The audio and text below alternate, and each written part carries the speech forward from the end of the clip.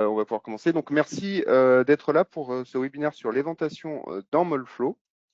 Euh, donc, sur ce webinaire, on va revoir rapidement l'intérêt voilà, de l'éventation dans l'injection plastique.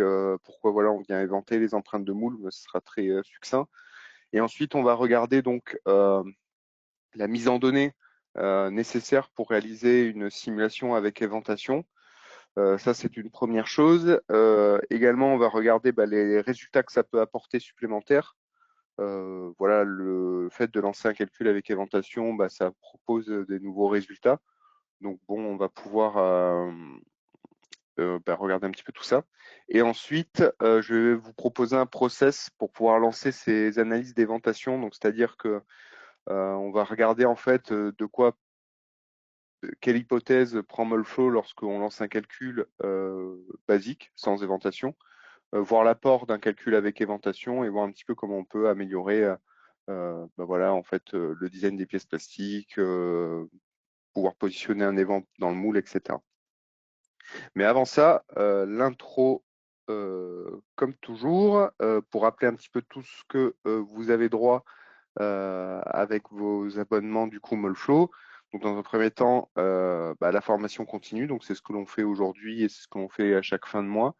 Euh, avec des webinaires mensuels qui sont en règle générale à la fin de chaque mois.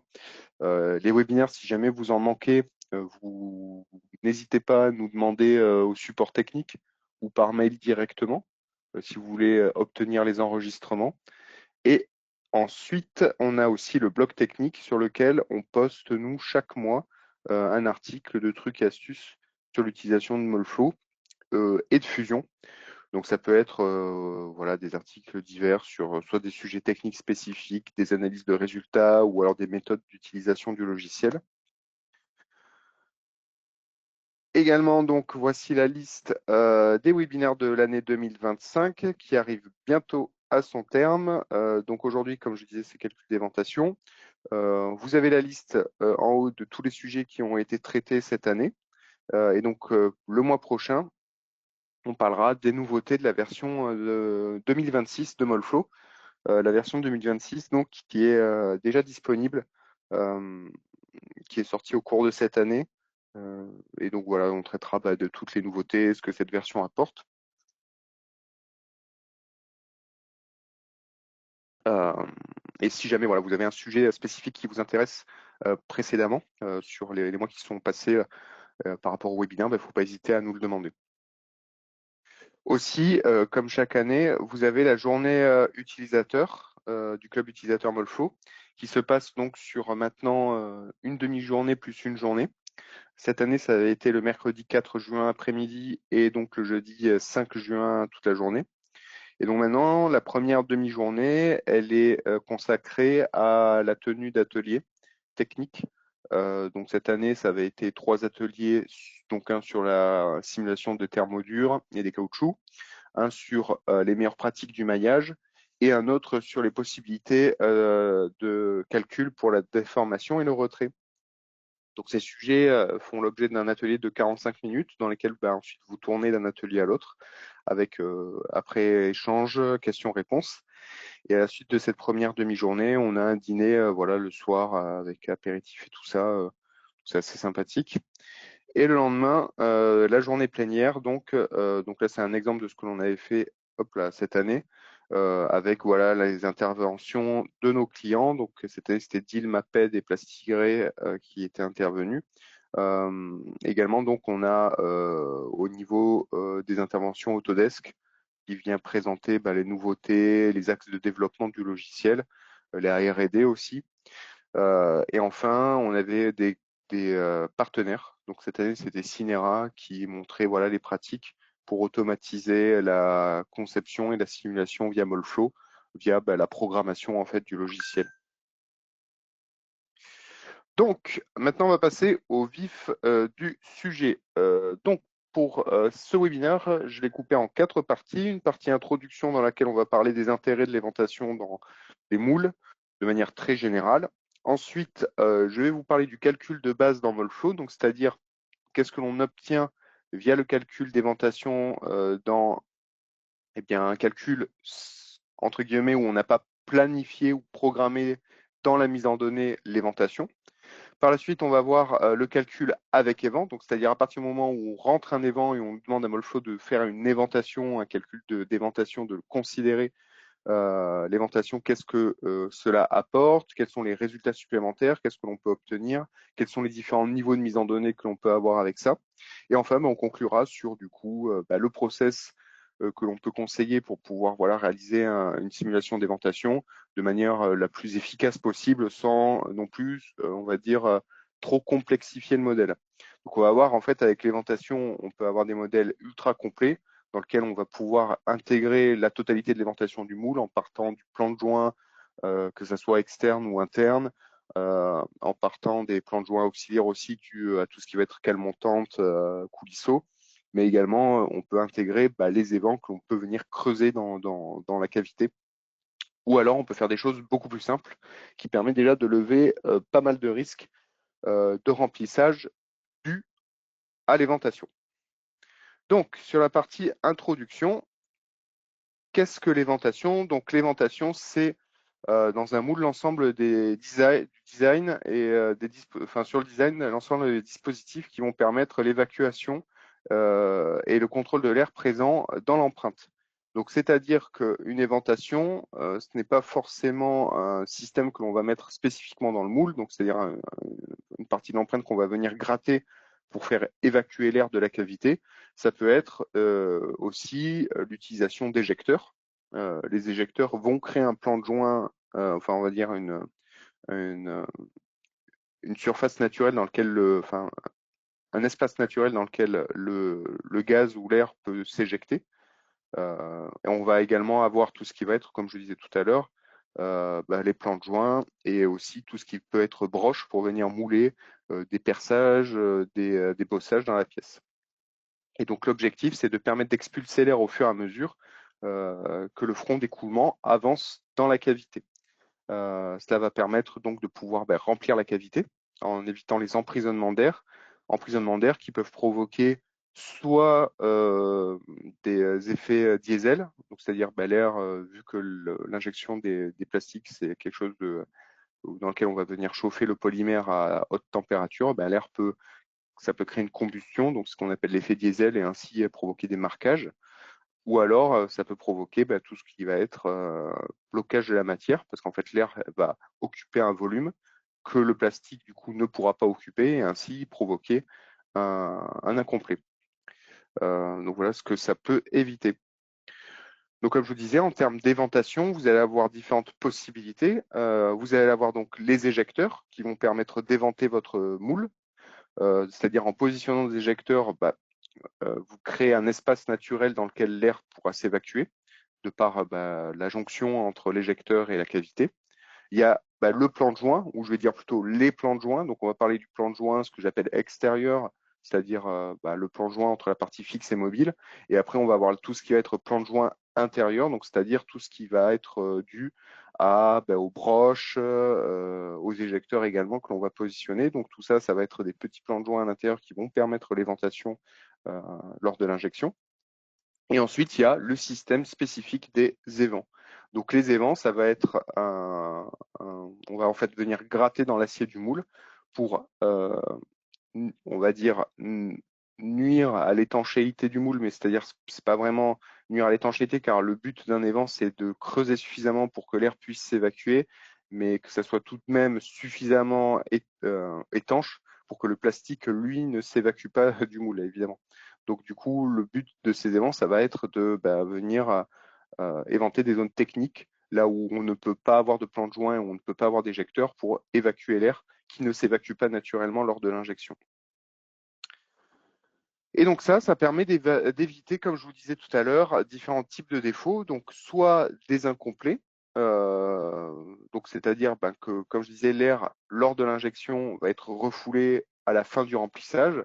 Dans cette fin de remplissage-là, si cet air n'est pas évacué, elle va occuper un volume, et ce volume occupé ne pourra pas du coup être occupé par le polymère qui rentre dans la cavité. Et ainsi, ça peut provoquer effectivement des incomplets. Donc là, c'est un exemple à gauche d'un complet que l'on voit. Et à droite, c'est des brûlures. Donc ces brûlures également sont provoquées par des effets diesel, comme je l'expliquais tout à l'heure, c'est-à-dire l'air qui est également bloqué dans la cavité et qui va être chauffé à une certaine température va provoquer une combustion. Cette combustion, bah, c'est ce qui provoque ces marques noires que l'on voit sur la pièce plastique à droite. Donc, dans tout ça, maintenant qu'on a vu, on va dire, les enjeux de l'éventation, qu'est-ce que cela peut éviter en termes de défauts et quels sont les subterfuges que l'on peut utiliser pour pouvoir éventer la cavité du moule, eh bien, on va avoir des possibilités pour venir simuler et vérifier en amont d'un développement moule, d'un développement pièce, l'éventation donc pour une pièce donnée. Pour cela, on va avoir soit le calcul de base. Ce que j'appelle calcul de base, ça va être les calculs que l'on peut réaliser sans noter le système d'éventation dans Molflow. Et on va avoir les calculs avec Event. Donc le calcul de base dont je vais parler peut être réalisé soit sur Molflow Advisor, soit sur Molflow Insight. Alors je ne l'ai pas noté, mais il peut également être réalisé sur l'outil de simulation qui se trouve dans Fusion. L'objectif en fait est simple, c'est qu'avec ces calculs de base, on va pouvoir visualiser les emprisonnements d'air. Donc, c'est-à-dire qu'on va avoir un résultat qui va s'appeler inclusion d'air. Sur fusion, ça va s'appeler soufflure. C'est une traduction. Voilà, ils sont pris de la liberté sur la traduction. Ils appellent ça soufflure, mais ça reste emprisonnement d'air. Et donc, le but, en fait, c'est de visualiser toutes les zones où on a un emprisonnement d'air afin que bah, le résultat nous permette de déterminer si l'emprisonnement d'air en question sera éventé via une éventation naturelle, donc c'est-à-dire le plan de joint externe ou interne du moule, ou alors si on va pouvoir évacuer ça via des évents. Donc ça nous aide à déterminer la position des vents, la position éventuellement d'éjecteur pour pouvoir éventer la pièce. Et ensuite, on a le calcul avec évent. Donc le calcul où là, on va intégrer la donnée d'éventation dans la simulation. Donc ce type de simulation, en revanche, lui, ne peut être réalisé seulement sur Molflow Insight.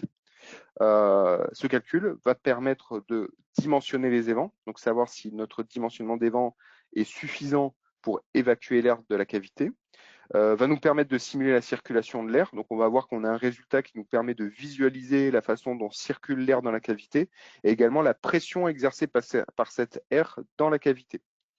Ce qui peut expliquer des fois la montée en pression de la presse à injecter parce que bien contrebalancer cette montée en pression par plus de pression lors de l'injection pour, entre guillemets, faire pénétrer le polymère dans la cavité.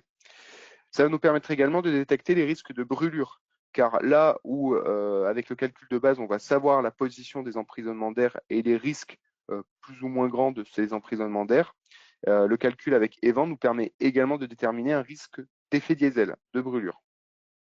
Et enfin, on va pouvoir également simuler l'évacuation exacte du moule, donc c'est-à-dire l'évacuation d'air exacte dans le moule, en annotant toutes les zones où on a des évents et ainsi vérifier la fiabilité de notre éventation par rapport aux résultats de simulation.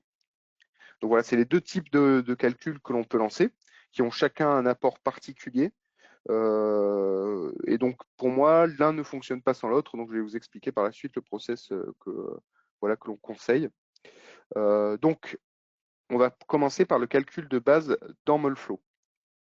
Le calcul de base dans Molflow, lorsqu'on lance un calcul remplissage sans information particulière vis-à-vis de l'éventation, c'est-à-dire on positionne notre point d'injection, on modélise notre système d'alimentation si c'est nécessaire, on choisit la matière, on choisit les paramètres process et on lance le calcul. Cette simulation-là, Molflow va considérer que l'éventation est parfaite. Donc, c'est-à-dire que vous allez pouvoir analyser l'écoulement du polymère dans votre cavité, analyser sa fiabilité par rapport au design pièce, au design de votre système d'alimentation, aux paramètres process. Mais par contre, vous vous affranchissez, on va dire, de l'influence de l'emprisonnement d'air dans la cavité. Donc, c'est-à-dire que cette simulation-là va vous permettre de lever les risques et d'optimiser la pièce plastique, votre système d'alimentation, vos paramètres process, éventuellement, si c'est des injections longues, un système de régulation. Mais par contre, il ne vous notera pas des défauts dus à l'éventation. C'est-à-dire que si vous avez une zone avec un emprisonnement d'air qui créerait un incomplet, bah, Molflow, lui, remplira. Donc, c'est-à-dire que ces analyses-là vous permettent vraiment de déterminer les problématiques propres au design de votre pièce, au design, comme je disais, alimentation, paramètres process, mais ne permettent pas de prendre en compte l'éventation. Mais par contre, c'est pour ça qu'il y a un grand mais, il va sauvegarder toutes les zones où, lors de l'écoulement, il vient détecter un refermement du front d'écoulement sur lui-même, dans le résultat inclusion d'air. Donc, c'est-à-dire qu'en fait, il vous note les risques d'inclusion d'air, mais il les remplit quand même, parce que pour lui, c'est éventé. Donc, ça vous permet tout de même, avec ces résultats basiques, de détecter les zones à risque vis-à-vis du remplissage par rapport aux emprisonnements d'air. Donc, typiquement, je peux vous présenter deux cas de figure. Un cas de figure avec une pièce qui s'appelle Edge Trimmer, c'est la pièce de gauche, qui a un châssis avec tout un système de nervures, et la pièce voilà, qui revient dans tous les webinaires de toutes les formations également, parce qu'elle est vraiment, on va dire, il y a pas mal de choses à dire dessus, c'est la pièce à droite P-type. Donc, par exemple, dans cet exemple, on a sur la pièce Edge Trimmer un front d'écoulement, voilà, juste à côté du point d'injection, il y a une petite nervure. Et cette nervure, ben, on va voir qu'on a un emprisonnement d'air normalement. C'est-à-dire que mon front d'écoulement va se refermer sur cette nervure, sur l'extrémité de ma nervure. Donc logiquement, j'ai un emprisonnement d'air. Avec mon calcul de base, Molflow va remplir. Il va remplir parce qu'il considère que l'empreinte est parfaitement éventée. Par contre, dans le résultat inclusion d'air, il va me déterminer ici un risque d'inclusion. C'est-à-dire qu'il me montre effectivement, là, dans cette zone, il y a un risque d'inclusion d'air. Mais il remplit tout de même.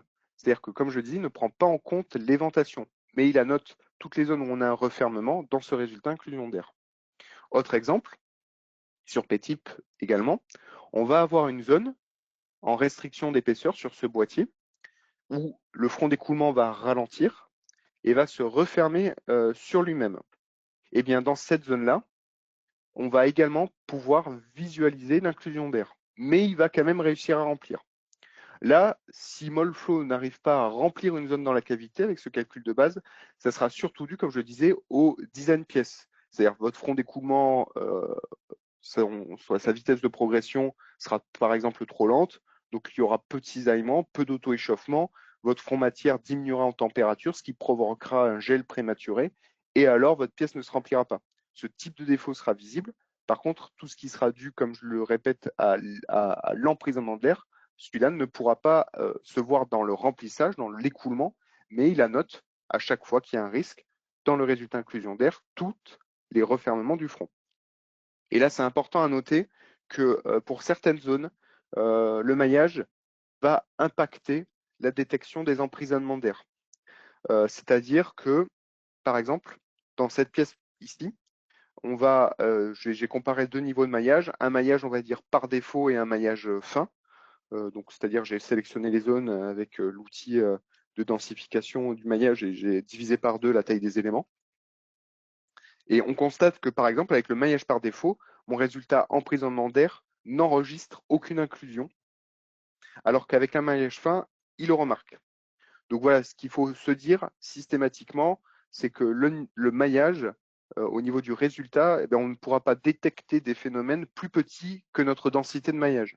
Et donc ici, dans cette zone où on a une forte restriction d'épaisseur, le maillage adaptatif de Molflow arrive quand même à densifier le maillage dans les zones un petit peu plus petites, sur les géométries plus petites d'une pièce plastique. Mais lorsque c'est quelque chose de très brut, ben là on le voit, il a un petit peu du mal. Donc du coup, il est nécessaire, dans ce cas-là, de venir remailler à la main les zones où on voit qu'il y a des très fortes restrictions afin d'être beaucoup plus prédictif dans ce résultat, on va dire, d'emprisonnement d'air. Par contre, alors je vais passer sur Molflow, juste pour vous montrer quelque chose parce que c'est intéressant. Voilà, donc c'est cette pièce-là, P-type. Si j'ouvre voilà, mon résultat avec le maillage fin, vous allez quand même constater que cette inclusion, dans le temps de remplissage, on la détecte. je vais fermer ça. Hop. Résultat, je casse mon écran. Je vais vous cacher ça. Voilà. Voilà. Donc on le voit en fait, dans les deux cas, c'est cette zone-là, donc cette zone en sous-épaisseur où j'ai ma restriction. Dans les deux cas, on va la voir. Donc c'est-à-dire qu'à gauche, on voit mon emprisonnement d'air. À droite, je vois également mon emprisonnement d'air dans mon front d'écoulement. Alors évidemment, avec mon maillage plus fin, qui est le cas de droite, il sera beaucoup plus marqué et je serai plus capable de distinguer l'emprisonnement d'air net sur mon temps de remplissage. Néanmoins, si je regarde le résultat inclusion d'air, effectivement, il ne m'annote pas mon inclusion d'air dans mon maillage, on va dire, standard. Voilà. Et là, on voit que mon inclusion d'air, il n'est pas détecté. Donc ça signifie quoi? Ça signifie qu'avec le maillage par défaut, a priori, vous êtes en capacité, dans le résultat de temps de remplissage, de distinguer les emprisonnements d'air qui sont dus à un front d'écoulement qui se referme sur lui-même. Mais par contre, dans l'annotation inclusion d'air, il ne va pas vous le mettre en avant. Donc dans ce cas-là, bah, il va falloir privilégier plutôt des maillages un petit peu plus fins, quoi. OK. Alors je retourne sur le PowerPoint. Alors non, je bascule. Voilà. Donc, bilan de tout ça, des calculs de base de Molfo. Ce calcul de base, il va permettre donc de détecter les problèmes d'écoulement liés au design pièce et à l'alimentation et de détecter les zones d'emprisonnement d'air pour pouvoir se planifier des positions voilà, des vents via éjecteur ou soit éventation creusée dans l'empreinte. Donc ça, c'était le calcul de base. Maintenant, on va regarder un petit peu le calcul avec évent, donc c'est-à-dire là où on va sur Molfo programmer une éventation. Donc, pour les possibilités du calcul avec évent, cette fois-ci, on va considérer que l'empreinte n'est pas du tout éventée. Et donc, ça va nous permettre de tester l'éventation réelle du moule. Donc, c'est-à-dire que là où notre calcul de base considère l'empreinte parfaitement éventée, avec le calcul d'éventation, c'est l'inverse. Il va considérer que la totalité de l'empreinte n'est absolument pas éventée, qu'elle est complètement hermétique. Donc, le moindre évent qu'on va positionner sera la seule sortie d'air possible. Ce qui permet de lancer un premier calcul de vérification que j'aime bien lancer. Moi, c'est un calcul de vérification, on va dire, des zones critiques en termes d'éventation. C'est-à-dire, en utilisant la méthode suivante, vous allez positionner un point d'injection, donc vous allez avoir votre point d'injection, et juste à côté, vous allez positionner un évent. Pour positionner un évent sur Molflow, il faut aller dans l'onglet conditions limites, emplacement de l'évent, et là, vous avez la possibilité de positionner un évent au clic. L'objectif ici, évidemment, cet évent ne sert à rien, vu qu'il est à côté du point d'injection, mais le but, en fait, c'est de lancer une simulation sur une empreinte absolument pas éventée. Et ainsi, vous allez détecter toutes les zones où vous allez avoir une problématique de remplissage, c'est-à-dire une problématique de manque matière, parce que vous allez accumuler trop d'air dans votre empreinte. Et ainsi permettre de déterminer les zones vraiment critiques où ça va être nécessaire d'éventer la pièce plastique. Donc pour lancer un calcul avec éventation, évidemment, premièrement, il faut venir positionner un ou des évents. Je vous montrerai après une astuce pour positionner des évents sur un plan de joint, par exemple, en quelques clics, plutôt que d'avoir à positionner nœud par nœud les évents. Étape 2, c'est important, c'est la seconde, enfin les deux étapes sont tout aussi importantes l'une que l'autre, c'est de venir activer l'option d'analyse des vents. Parce que euh, ça peut tromper, même si vous positionnez un évent avec l'étape 1, eh ben, si vous n'activez pas l'option effectuer une analyse d'évacuation de l'air, il ne le fera pas. Donc il va continuer à lancer une analyse, on va dire, de base de Molflow. Donc l'étape 2, ça va être de lancer une analyse avec évent. Donc c'est-à-dire que si je retourne sur Molflow, que je prends voilà, ma pièce ici, je vais faire une copie par exemple, dupliquer, et que je vais lancer mon analyse d'éventation simple, on va dire. Donc voilà, vérifier, lancer un calcul sans éventation du tout de ma cavité. Voilà, j'ouvre ma copie. Donc j'ai mon modèle. Mon modèle, je viens dans l'onglet Conditions limites, emplacement des vents. Voilà, il me demande de supprimer, je supprime. Je positionne mon évent quelque part, voilà, à côté de mon point d'injection, au clic, sur un nœud. Je vais dans Paramètres process, option avancée, paramètres solver modifié. Et là, je vais aller chercher analyse des vents et donc impérativement venir cocher cette case, effectuer une analyse d'évacuation de l'air.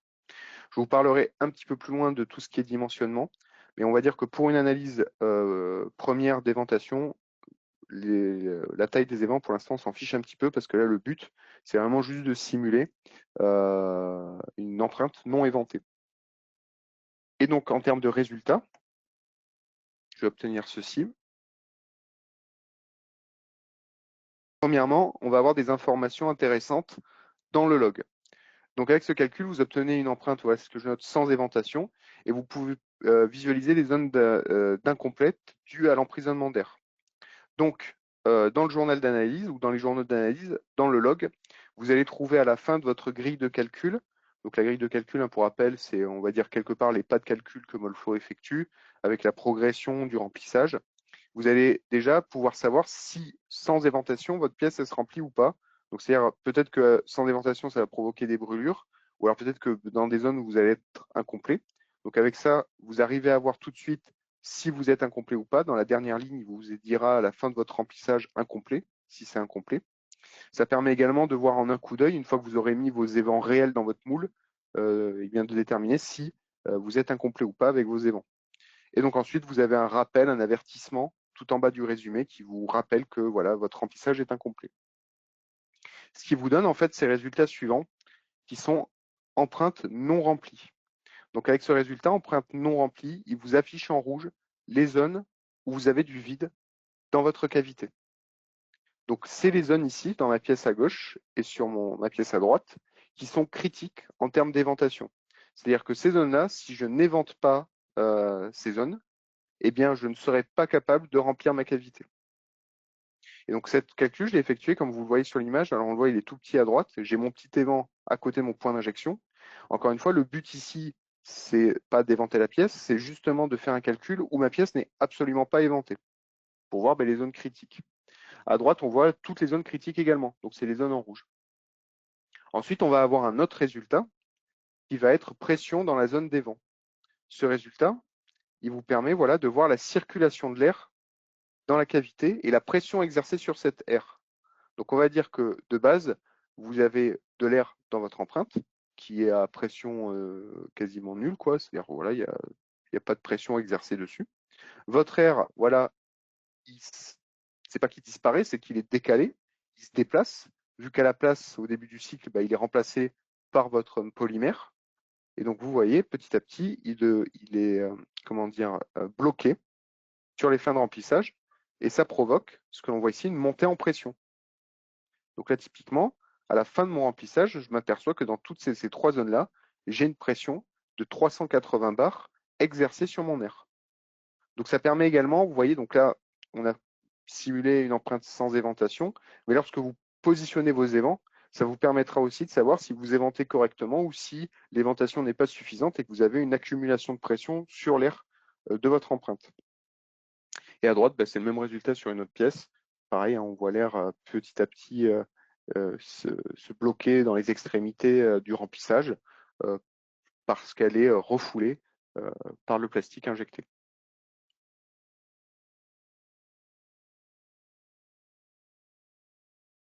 OK. Et donc ensuite, on peut comparer ces deux résultats de remplissage. À gauche, empreinte éventée, pardon, une empreinte éventée parfaitement. Donc c'est, on va dire, le résultat de base avec ma simulation de base. Donc effectivement, je remplis ma cavité, il n'y a pas de problème là-dessus. Et à droite, avec sans éventation. Donc là, je vais voir, voilà, ma cavité se remplir et mes fins d'écoulement, certains, venir se bloquer. Voilà, on le voit ici. On voit l'extrémité des deux coins de ma pièce se bloquer parce que je n'ai pas suffisamment d'éventation. Voilà.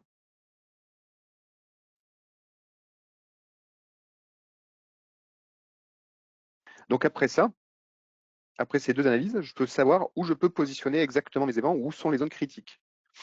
Donc la première chose, ça va être de venir positionner tous les évents du moule. Donc là, on va devoir aller sélectionner les nœuds dans lesquels on a soit un plan de joint, soit la position d'un évent que l'on veut placer spécifiquement sur la pièce. Donc par exemple, une petite astuce qu'on peut avoir pour placer les évents sur un plan de joint. Alors je vais vous montrer en direct. Est-ce qu'on voit mon molflow? Ouais. Donc vous avez votre pièce, vous voulez positionner les évents, sauf qu'on a vu quand vous cliquez sur l'outil emplacement d'évents, condition limite, emplacement d'évents, je peux positionner mes évents, mais c'est au clic. Donc bon, ça peut être un petit peu long si on doit aller choper tous les nœuds sur une arête pour aller positionner nos évents clic par clic. Alors l'astuce, c'est la suivante. Vous allez dans un premier temps utiliser l'outil, qui peut être soit dans l'onglet maillage, soit dans l'onglet géométrie. Dans les deux cas, vous avez l'outil. Dans le sous-onglet sélection ici, vous avez un outil qui s'appelle nœud sur la même arête. Donc vous allez sélectionner un nœud sur une arête du plan de joint et vous lui demandez de sélectionner les nœuds sur la même arête. Donc je clique là-dessus.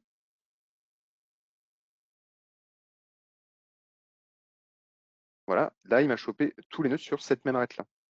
Bon, là je vois qu'il ne me fait pas complètement le tour. C'est pas grave, hein, je resélectionne un nœud ici et je lui redemande de me faire un nœud sur la même arête tout en gardant le bouton CTRL appuyé pour conserver ma sélection. Ok, là j'ai pris les nœuds sur mon plan de joint. Je vais prendre les mêmes sur mes bossages par exemple. Donc je vais prendre ici, nœud sur la même arête. Donc normalement il va me faire le tour. Voilà. Et je peux le faire ici aussi, nœud sur la même arête. Également, parce que là, vu que j'ai une broche, je vais avoir une éventation naturelle. Donc là, il faudrait que je refasse la même chose sur ce perçage-là, sur ce perçage-là également, sur ces deux perçages, mais bon, le principe, il reste systématiquement le même. Et après, vous pouvez également cliquer sur des nœuds spécifiques où vous voulez éventer votre empreinte. Donc, typiquement, voilà, ici, je sais que j'ai un emprisonnement d'air au beau milieu de cette zone-là. Je vais, on va dire, éventer, par exemple, si je pose un nœud ici, je peux lui dire que je veux appliquer un évent au milieu de ma pièce. Une fois que c'est fait, vous allez aller dans l'onglet conditions limites. Là, vous n'allez pas cliquer sur emplacement d'évent, mais vous allez cliquer sur contrainte. Et vous mettez n'importe quel type de contrainte, on s'en fiche. Le but, c'est de mettre des blocages sur ces nœuds-là. Vous verrez après pourquoi. Donc là, voilà, j'ai tous mes nœuds automatiquement que j'ai sélectionnés qui sont dans ma sélection ici de blocage. Je clique sur appliquer. Donc là, pour l'instant, c'est des contraintes mécaniques, ce qui ne nous intéresse absolument pas parce que nous, on veut des évents. Donc ensuite, quand vous créez une contrainte, vous avez ici un dossier qui est intitulé contrainte automatiquement qui se crée, dans lequel il vous range toutes vos contraintes. Donc, ce dossier, je peux le renommer. À la place, je peux le marquer évent, par exemple. Voilà, évent. Je vais masquer toutes mes autres couches pour garder que mes contraintes visibles. Et là, vos contraintes, vous pouvez faire une sélection globale, un clic droit, modifier le type de propriété. Et là, vous allez dire que ces propriétés-là, c'est emplacement d'analyse des vents. Vous faites OK. Et voilà. Et là, il vous a transformé vos contraintes en évents. Et donc maintenant, vous avez bien des évents sur votre plan de joint, sur les plans de joint internes et sur tous les nœuds que vous avez sélectionnés pour venir positionner un évent. Donc ça permet d'éviter que vous ayez une sélection au clic pour votre éventation. Je peux vous montrer quelque chose en plus. Sur les plans de joint où vous allez avoir un décalage. C'est-à-dire que là, c'est facile parce que mon plan de joint, il est sur cette arête-là. Mais bon, en réalité, vu que mon point d'injection, il est là, ça serait un sous-marin. Donc mon plan de joint, on peut s'imaginer qu'il se décale à l'intérieur de ma pièce. Sauf que là, voilà, je ne vais pas avoir de nœuds qui vont suivre exactement ce décalage. Parce que sur ma CAO, la ligne, elle n'est pas intégrée. Donc pour ça, vous pouvez par exemple d'utiliser votre CAO. Donc là, je suis en train d'ouvrir Fusion. D'utiliser votre CAO pour pouvoir mettre une ligne de séparation. Donc, sur Fusion, par exemple, qui est l'outil voilà, qui est compris avec Molfo, c'est pour ça que je vous montre sur Fusion spécifiquement, si vous voulez le faire dessus. Vous avez un outil, en fait, vous allez sélectionner une face de votre pièce, vous allez dessiner une esquisse. Donc là, admettons que voilà, je me fais une séparation de mon plan de joint, donc ça va là, ça fait ça, ça, puis ça remonte ici, peu importe. Voilà. Vous avez un outil dans l'onglet modifier qui va être scinder les faces. Scinder les faces. Avec ça, vous pouvez sélectionner une face, sélectionner l'esquisse que vous avez tracée qui correspond à votre plan de joint. Je vais scinder au plus proche pour qu'il ne prenne que ma face. Et ainsi, vous intégrez le décalage de votre plan de joint sur votre CAO si c'est nécessaire. Et donc là, lorsque vous allez mailler votre pièce sur Molflow, le maillage va suivre l'arête que vous venez de réaliser. Et donc, vous aurez des nœuds sur cette arête et donc la possibilité de venir positionner des évents.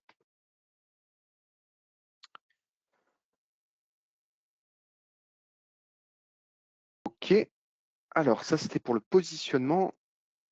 Je vais reprendre ma présentation. Voilà, paramètres d'affichage. Ok. Donc je continue. Ensuite, on va avoir les dimensionnements avec certaines aussi propriétés en bas là, de l'écran, options de volume, pression de sortie des vents et groupage des emplacements des vents. Donc ça, je vous dirai tout à l'heure à quoi ça correspond. Pour la taille des évents ici, donc vous avez la possibilité de déterminer l'épaisseur, la profondeur, la largeur et la longueur. Donc ces éléments-là sont schématisés à droite. Donc l'épaisseur, c'est en réalité la profondeur de votre éventation, comme on le voit ici dans cet exemple, elle est de 0,02. Donc c'est la profondeur ici. La longueur, ça sera la longueur de votre évent, et la largeur, c'est comme son nom l'intitule, la largeur de l'éventation. Donc ça, vous pouvez l'appliquer lorsque vous avez un évent que vous voulez positionner au milieu de votre empreinte, par exemple, pour éventer une zone où vous avez un emprisonnement d'air spécifique. Et donc, à partir de ce moment-là, déterminer vraiment une profondeur de l'évent exact. Lorsque vous ne savez pas trop, ou alors que lorsque vous avez juste l'envie de venir éventer via le plan de joint, vous pouvez garder pour commencer la taille par défaut. En règle générale, ça suffit pour avoir une éventation qui est représentative d'un plan de joint naturel, quoi. Ensuite, vous avez là les autres critères ici qui vont vous permettre en fait soit via l'éventation d'appliquer une pression ou un vide. Donc, c'est-à-dire que via ces informations d'éventation, vous pouvez appliquer soit une pression, soit un vide. Si vous laissez à zéro, il n'y a pas ni de pression ni de vide qui sont appliqués par les évents. C'est juste que Molflow va considérer qu'il y a une ouverture dans votre empreinte et donc que l'air peut s'évacuer par ces zones-là. Et ensuite, tout en bas, vous avez groupage des emplacements d'analyse des vents.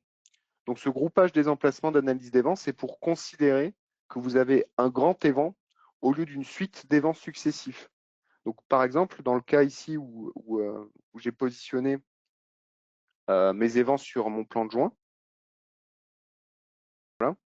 voilà, si j'utilise l'option, donc je viens de montrer sur le PowerPoint, groupage des emplacements d'analyse des vents, je peux considérer qu'au lieu de considérer évent par évent, que chaque nœud est un évent dissocié, je peux considérer que tout ce qu'il y a sur mon arête, c'est un même évent.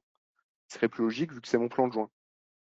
Je peux ainsi associer des éléments sur une même arête ou alors des éléments sur deux arêtes différentes. Donc, c'est-à-dire que par exemple, je peux positionner un évent ici et un évent sur l'extrémité et essayer de considérer par l'idée des évents que ces deux-là forment une même éventation. Moi, en termes de rigueur de modélisation, je préfère positionner des évents sur chaque nœud pour être sûr qu'au niveau du fonctionnement et de l'évacuation de l'air. Et donc après, l'étape 3, c'est de voir les résultats de nouveau.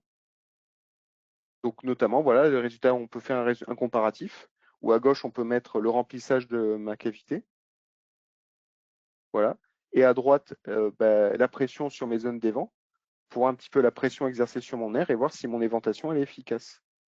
Donc à noter, hein, je ne voulais pas montrer dans ma présentation en direct, mais là j'ai également positionné des évents sur les extrémités de ma pièce pour évacuer l'air. Donc en fait ce que j'ai fait, c'est que j'ai positionné des évents sur le plan de joint naturel de la pièce et je me suis servi de mes résultats de mon moule sans évent, donc sans évent entre guillemets, hein, c'est-à-dire avec mon évent à côté de mon point d'injection, pour voir les zones où je remplissais pas et ainsi rajouter des évents là-dessus. Donc du coup, là, voilà, ma pièce se remplit. Et comme on le voit, mes évents en termes de dimensionnement, donc là j'ai laissé les dimensionnements par défaut, j'ai un mis de spécifique, suffisent amplement. L'air s'évacue, mais en plus ça s'évacue facilement, comme on le constate au niveau des pressions. J'ai pas de pression excessive sur mon air. Je monte rarement au-delà de 0,1 mégapascal. Donc bon, c'est correct, quoi. Alors évidemment, là, on regarde le résultat de remplissage. Tous les résultats vont s'adapter, hein, évidemment, à votre calcul d'éventation. Donc, c'est-à-dire que si votre matière stagne parce que vous avez un emprisonnement d'air et que la matière ne peut plus avancer, eh ben, ça aura un impact sur les températures au fond d'écoulement, ça aura un impact sur les pressions d'injection également. Une empreinte non éventée ou mal éventée, les pressions vont augmenter énormément pour essayer de bourrer la presse va essayer de bourrer la cavité pour remplir. Ça va avoir un impact sur les cisaillements, sur les vitesses d'écoulement. Donc, tout est impacté. Là, je montre que le temps de remplissage pour avoir une synthèse, quoi, parce que je trouve que c'est assez synthétique et pour comprendre la chose. Mais voilà, tous les résultats sont impactés. Euh, donc, moi, enfin, plutôt le process que l'on conseille, euh, voilà, ou qu'on suggère d'utiliser pour essayer d'utiliser cet outil le plus efficacement possible sans, comme je disais, trop complexifier la modélisation, c'est éventuellement de le faire en 3 étapes. Première étape, éventation théorique parfaite. Donc, vous réalisez, première étape, toutes vos simulations sans prendre en compte l'éventation. Pourquoi? Parce que pour moi, c'est très important déjà, lorsqu'on va vouloir s'attaquer à l'éventation, qui est donc le composant du moule, d'avoir optimisé avant le design pièce, le design de l'alimentation et éventuellement, quand c'est possible, de la régulation. Pourquoi? Parce que si vous vous lancez tête baissée sur vos premières simus avec l'éventation, vous ne serez pas en capacité de distinguer si vos problématiques de remplissage seront dues au design pièce, aux paramètres process, au système d'alimentation ou à l'éventation. Donc, de façon afin d'avancer étape par étape, moi, ce que je conseille, c'est d'abord de commencer à faire des premières salves de simulation sans l'éventation. Comme ça, vous levez tous les risques sur le design de votre pièce, vous modélisez tranquillement votre système d'alimentation, vous vérifiez que tout fonctionne très bien, qu'il n'y a pas trop d'auto-échauffement, que votre pièce se remplit, que rien n'est dégradé, que vous n'avez pas d'incomplète due au design ou à votre système d'alim. Et une fois que tout ça c'est figé, donc on va dire que le design pièce et de l'alim est figé, et que ce sera ce design pièce et cet alim qui sera intégré dans votre moule, là alors on peut s'attaquer à l'éventation qui est, on va dire, l'étape d'après dans le moule. Et donc du coup, là vous pouvez commencer à lancer une première simulation en positionnant seulement un évent proche du point d'injection. De cette manière-là, vous avez la deuxième étape là, du process qui est une simulation sans éventation. Et ainsi, vous pourrez détecter les zones critiques. C'est-à-dire que vous allez détecter les zones où votre pièce ne se remplira pas parce que vous n'éventez pas. Et comme ça vous permet, avec ces 2 premières étapes, de déterminer la position idéale de vos évents et de vos éjecteurs.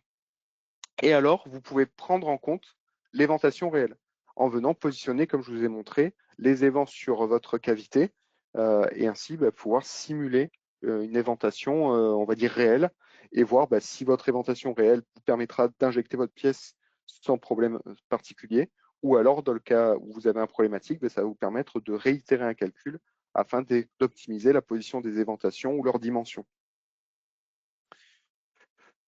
Alors, chose à vous signaler tout de même avec ce calcul d'éventation, voilà, je trouvais important d'en parler parce que ça peut être significatif.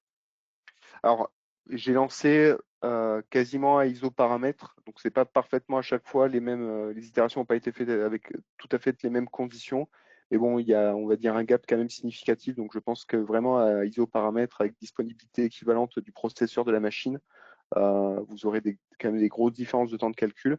Donc, en fait, le calcul d'éventation va impacter le temps de calcul dans Molflow, de remplissage, de compactage et de déformation. Et ça sera encore plus vrai sur les pièces avec énormément d'éléments.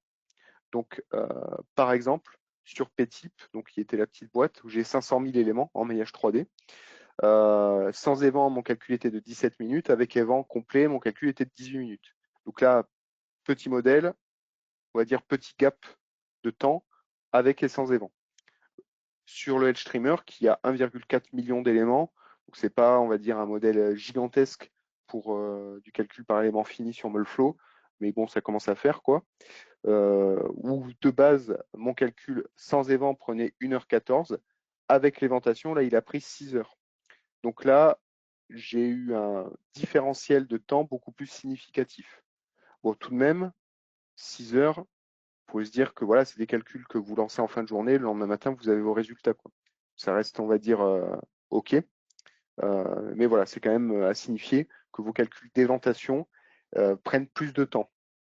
La raison pour laquelle, voilà, le calcul d'éventation réel, il faut le faire en tout dernier, une fois que vous avez fait toutes vos itérations pour optimiser votre pièce plastique. Donc, en conclusion de tout ça, l'éventation donc est essentielle pour éviter les incomplètes et les brûlures. Donc ça, c'est la partie technique que l'on a vue au début. Le calcul standard, donc c'est-à-dire le calcul par défaut, où votre pièce est parfaitement éventée, permet tout de même de détecter tous les risques d'emprisonnement d'air. Mais voilà, comme je vous disais, Molflow remplira votre cavité quand même, là où il y a des emprisonnements d'air, mais il vous les annote dans ce calcul, dans ce résultat inclusion d'air. À retenir donc également par rapport à cette partie-là, le maillage qui doit être un petit peu plus fin sur les zones où vous avez de forts changements de dimension sur votre design pièce. Après, le calcul avec évent permet de tester l'éventation réelle du moule. Il faut ensuite avoir un process d'organisation. On a vu donc par rapport au temps de calcul et à la méthodologie. Donc voilà, si vous pouvez, ou si vous voulez, ou si vous trouvez ça intéressant, vous pouvez utiliser la méthodologie qu'on propose donc dans ce webinaire pour accomplir le calcul d'éventation. Et donc le but voilà, de Molflow, on l'a vu, ça va vous permettre donc ici d'anticiper les positions des emprisonnements d'air, donc d'anticiper la position de vos éjecteurs et de vos évents. Et ça permet donc également, une fois que vous avez positionné vos éjecteurs et vos évents et pris en compte l'éventation de votre empreinte, de connaître votre remplissage et de déterminer si votre remplissage sera correct ou pas par rapport à ce système d'éventation. Alors, j'ai terminé ma présentation. Est-ce que vous avez des questions? Si vous avez des questions, vous pouvez les noter dans la zone questions voilà, de votre interface pour le webinaire. Hop, et je vais pouvoir lire vos questions.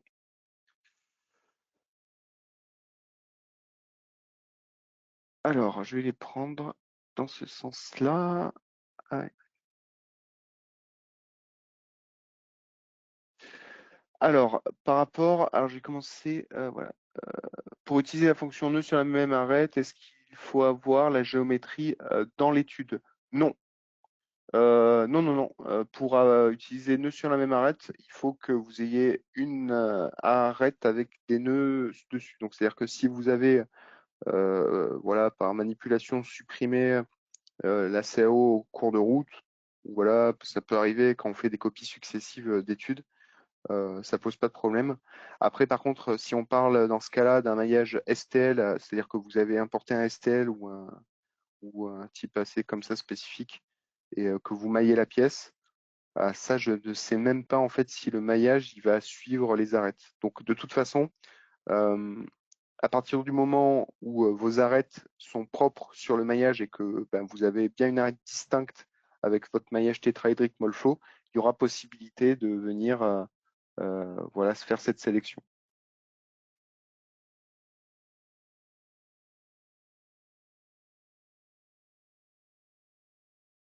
Alors, j'ai une question par rapport à la longue.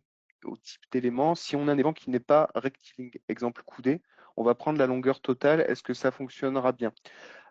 Moi, je pense que oui. Alors de toute façon, voilà, il faut voir un truc, hein, c'est que les évents, c'est sur les nœuds. Donc on les positionne à partir d'un nœud. Donc en réalité, votre évent dans Molflow, comment dire, il n'existe pas. C'est-à-dire qu'il n'a pas de volume, il n'a pas de forme spécifique. Vous donnez une information sur un nœud, et donc sur ce nœud spécifique, il va calculer l'évacuation de l'air par rapport aux données géométriques que vous avez données à votre évent. Mais c'est vraiment du calcul nodal. Donc c'est-à-dire que c'est vraiment focalisé sur un nœud, mais physiquement, votre évent, il ne sera pas présent dans Molflow. Donc c'est-à-dire qu'en gros, ce qu'il faut faire dans ce cas-là, si vous avez un évent avec des formes particulières, c'est calculer sa section de passage pour l'air et la reproduire avec les possibilités qu'offre Molflow en termes de dimensionnement d'évent. Et ainsi, vous serez représentatif. Après, franchement, dans un premier temps, avant de commencer à lancer à vouloir modifier les dimensionnements des vents, ça c'est vraiment en toute dernière partie que je ferai ça. Je commencerai déjà à faire des calculs seulement en positionnant mes évents et voir déjà comment ça se passe. Mais oui, si on veut être parfaitement rigoureux, dans ce cas-là, il faudrait calculer la section de votre de passage de l'air de la géométrie plus spécifique de l'évent et la reproduire sur ce que permet Molflow. Euh, Si on a un plan de joint plus des évents et que l'on active l'option grouper pour le plan de joint, on va pouvoir définir individuellement les autres. Oui, oui, tout à fait. Tout à fait, tout à fait. On peut définir,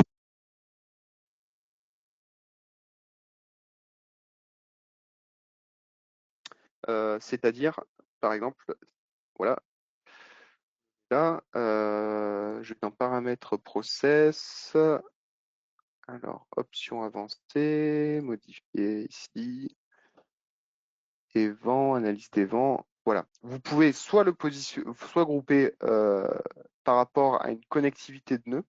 Donc, c'est-à-dire que dans ce cas-là, il va détecter tous les nœuds qui sont proches ou qui sont sur la même arête et il va considérer que c'est un groupe. Ou alors, vous pouvez les grouper par ID et propriété. Donc là, c'est-à-dire que avant d'entrer le groupage, sélectionnez les évents que vous voulez grouper. Donc, par exemple, je veux grouper que ces deux-là. Je les sélectionne, je fais clic droit, propriété. Je décoche appliquer à toutes les entités dotées des mêmes propriétés. Comme ça, il me prend strictement que mes deux évents. Et là, je peux venir spécifier ce que je veux en termes de dimensionnement. Et ensuite, pour le groupage, lui, dans votre paramètre avancé, vous lui dites de grouper vos évents par rapport à leur propriété, quoi. Et dans ce cas-là, vous pouvez faire des groupes spécifiques d'évents.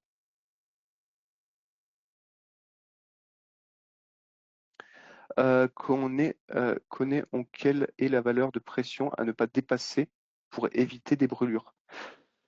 Ça, c'est compliqué à déterminer parce qu'en fait, ça va dépendre du polymère. Ça va dépendre du polymère, ça va dépendre de votre vitesse, ça va dépendre de vos températures.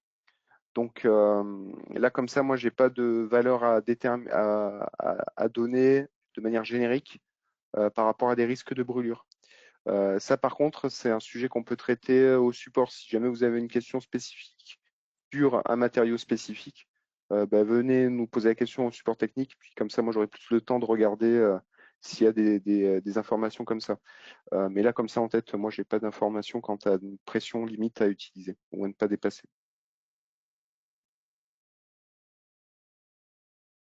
Il arrive qu'avec la montée, alors j'ai une question aussi, il arrive qu'avec la montée en pression, les bulles d'air se déplacent et laissent des traces sur les pièces.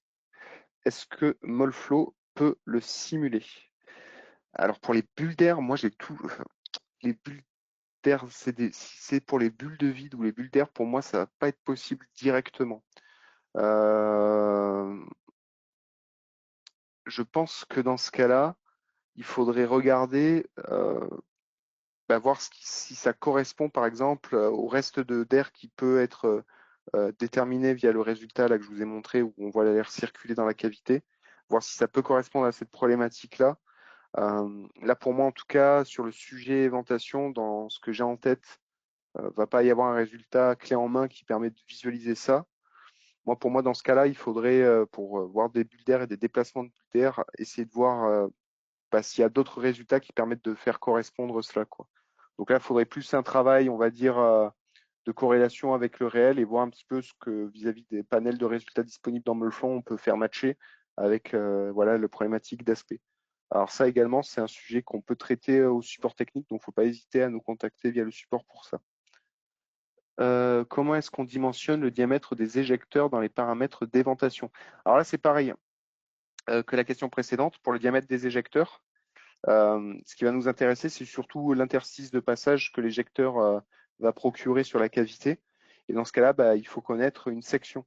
Donc, comme je disais tout à l'heure, en fait, c'est surtout, tout est une histoire de section de passage. Vu que notre évent, on le positionne sur un nœud, bah, c'est vraiment en fait qu'il faut reproduire sur ce nœud la section créée par l'éjecteur en termes d'évacuation d'air. Donc, à partir du moment où vous connaissez la section du passage de l'air qui est créé dû à votre positionnement d'éjecteur, bah, vous pouvez le reproduire avec les dimensions de l'éjecteur, de l'évent sur Molflow. Cela étant dit, comme je le disais tout à l'heure, je pense que dans un premier temps, si vous commencez à réaliser des calculs avec des éventations et le paramétrage par défaut, ça peut être correct. Autre astuce aussi qu'il faudrait tester, ça ce serait quelque chose à comparer, c'est est-ce que c'est mieux de positionner un évent sur un nœud avec les dimensions de vos éjecteurs, ou alors est-ce que c'est mieux de positionner plein de petits évents sur un diamètre qui correspond à votre éjecteur et de laisser les paramétrages par défaut. On a juste un petit passage d'air. Il faudrait voir lequel serait le plus représentatif. Alors, j'ai d'autres questions. J'ai beaucoup de questions. Est-ce qu'il y a un résultat qui indique que la pression et la température peuvent créer une brûlure? Oui, il y a un résultat qui dit si on peut créer une brûlure ou pas. Alors, je ne l'ai pas montré parce que dans mes deux cas, une fois mes deux pièces éventées, j'avais pas de risque de brûlure. Mais il y a un résultat qui est apparu dans la version 2021 de Molflow, qui est un résultat qui s'appelle, on va le voir là sur l'écran, indice de marque de brûlure. Alors là, moi, comme je vous disais, ma pièce, elle est vierge de résultat parce qu'il n'y a pas de risque. Mais ce résultat,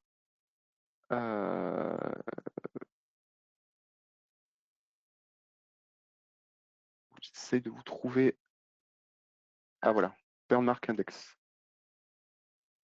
Voilà. Donc ce résultat, en fait, il va vous permettre de déterminer, en fonction de trois critères, si vous avez un risque de brûlure suite à un calcul d'éventation. Vous allez avoir le risque fort, moyen ou petit. Donc, si vous avez un risque fort, il vous indique en rouge. Si vous avez un risque moyen, il vous l'indique en orange. Si vous avez un risque faible, il vous l'indique en vert. Mais quoi qu'il en soit, s'il y a un risque de brûlure suite à un calcul d'éventation, il annote dans ce résultat qui s'appelle en anglais Burn Mark Index et en français indice de marque de brûlure.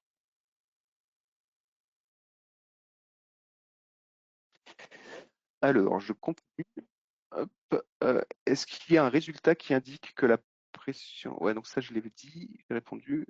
Le calcul avec évent modifie-t-il le compactage, sachant que l'éventation devrait freiner le flux de remplissage et compacter un peu la matière?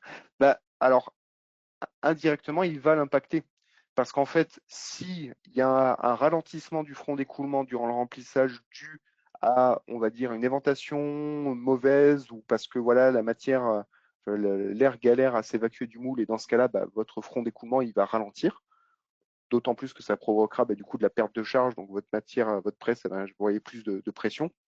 Bah, du coup, cette matière-là qui sera freinée, si on prend ce cas-là, eh ben, va être plus froide à la fin du remplissage et donc potentiellement se refroidir plus vite durant le compactage. Donc oui, effectivement, tout ce qui sera éventation aura un impact sur le compactage et donc in fine sur la déformation. De toute façon, sur la déformation, je le dis tout le temps, c'est vu que c'est le bilan de tout, si vous changez le moindre critère, ça peut venir modifier la déformation. Ensuite, modifie-t-il le code? Donc ça c'est répondu. Y a-t-il un impact sur les études thermiques FEM lorsqu'on installe des évents et est-ce judicieux de l'inclure dans les études FEM? Bah, vous allez avoir un impact au même titre qu'il y en a si vous ne faites pas une étude FM. Donc, c'est-à-dire que oui, ça va impacter le front d'écoulement. Dans ce cas-là, ça va provoquer un échauffement particulier. Après, dans le cool FEM, si on parle vraiment que des résultats de thermique, moi, je pense que ça n'aura pas d'impact. Parce que lorsque vous réalisez une thermique FEM, Molflow il considère lors du début du calcul des échanges thermiques que la température de la matière elle est homogène.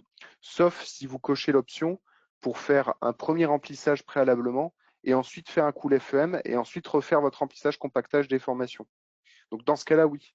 Si vous voulez mettre un impact, il faut dans ce cas-là, quand vous lancez votre calcul FM, lui dire de ne pas faire directement son calcul de convection, mais de faire d'abord un calcul de remplissage préalable. Comme ça, il récupère les auto-échauffements et ensuite il va lancer son calcul cool FM. Alors dans ce cas-là, voilà, il faut juste se dire que le calcul il va prendre énormément de temps parce qu'il va faire un calcul de remplissage qui peut prendre du temps, qui peut d'autant plus prendre un peu plus de temps lorsqu'on va venir modéliser l'éventation et ensuite lancer la thermique derrière. Donc la réponse simple, c'est oui. La réponse, on va dire détaillée, c'est il faut activer l'option spécifique. Dans ce cas-là, ça aura un impact. Mais voilà, il faudra s'attendre, je pense, à des temps de calcul un petit peu longs. Mohamed, au revoir Mohamed, c'est pas grave si tu dois te déconnecter, c'est pas de souci. Déjà, c'est un plaisir de t'avoir au webinaire. Et ensuite, est-il possible de connaître le meilleur emplacement du point d'injection qui donnera un minimum de zones à éventer? Ouais, ça va être possible. Alors, je vais répondre oui. C'est possible en faisant des itérations avec différents scénarios de points d'injection avec l'éventation de modéliser. Sinon, pareil, hein, si là, parce que je pense qu'avec cette question, vous pensez à l'outil emplacement du seuil, cet outil, il prend vraiment en compte que le design pièce pour venir positionner son seuil automatiquement. Donc, euh,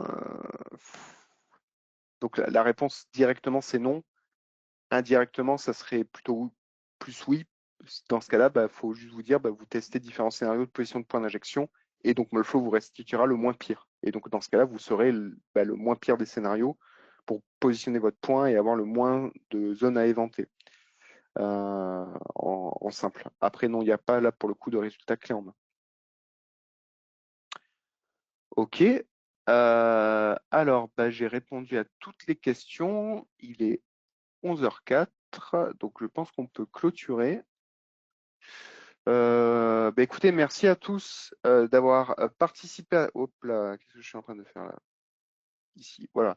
Alors, merci à tous, excusez-moi d'avoir participé à ce webinaire. Ça a été un plaisir. Donc, pour moi, c'est le dernier de l'année. Donc, si certains qui sont connectés, vous ne vous présentez pas d'ici là ou on ne peut pas se parler via le support technique ou autre, je vous souhaite des bonnes fêtes de fin d'année et une bonne année. Si jamais, voilà, je ne vous parle pas d'ici là. Sinon, à bientôt via le support technique, via les webinaires, via les présentations, etc. Je vous souhaite un bon vendredi, un bon week-end. Au revoir.